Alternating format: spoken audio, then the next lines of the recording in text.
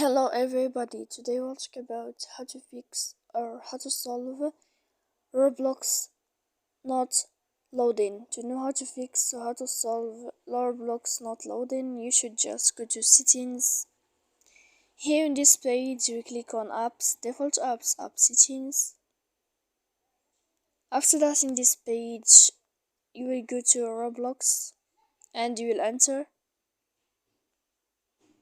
Here in this list of app info you will click on first stop and you will click OK.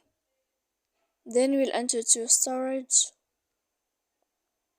After that we click clear cache, and in the end you can turn off your phone.